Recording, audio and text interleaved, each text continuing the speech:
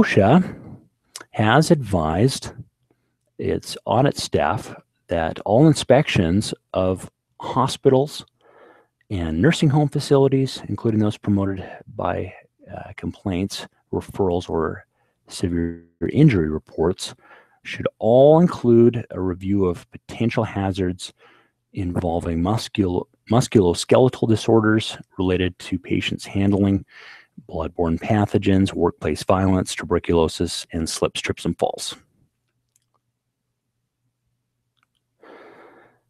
Be certain to designate work areas and non-work areas.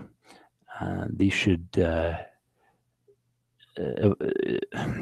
anytime anybody's hired, but also on a annual basis, a reminder of these areas should be brought up in order to avoid any exposure to blood and or potentially infectious materials and cross-contamination. And the last is work area safety, just in regards to, excuse me, this isn't the last, but work area safety, appropriate PPE needs to be worn in these areas where exposure to any blood or OPIM can be. And work areas include all patient treatment areas, labs, sterilization areas, and any hallways connecting these areas. And some activities that you should be mindful that are prohibited in work areas are eating, drinking, smoking, gum chewing, applying any cosmetics or lip balm, taking medicine, or handling contact lenses. All of that does sound pretty common sense. We realize that. We also realize that common sense isn't as common anymore, or so it seems.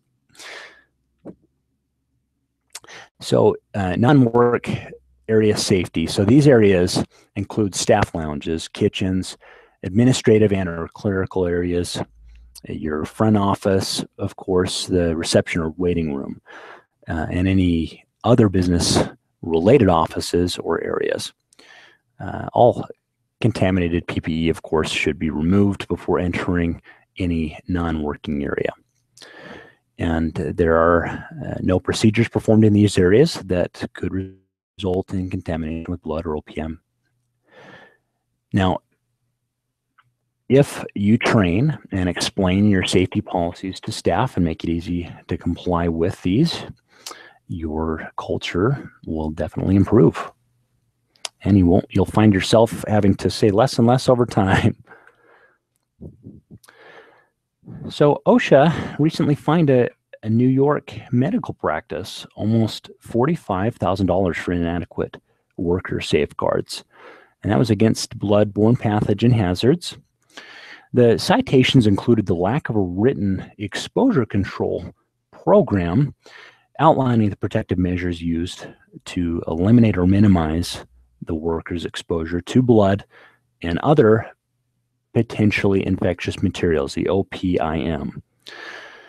And they failed to provide employees properly fitted protective wear and training in its use.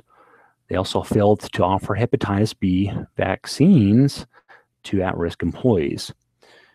And then lastly, they allowed Sharps containers to overfill and had employees and allowed employees to recap non-engineered contaminated needles. That's a pretty big list. You'd be amazed on how common it is for a practice to have that many non-conformities. So I want to provide a list of the most common violations for medical practices. Again, many of which the New York practice was just recently fined for. And $45,000 is a lot. So I'll go through these pretty quickly, and I'll just read them to you. Don't do that on every slide, but failure to implement and maintain an exposure control plan under the bloodborne pathogen standard.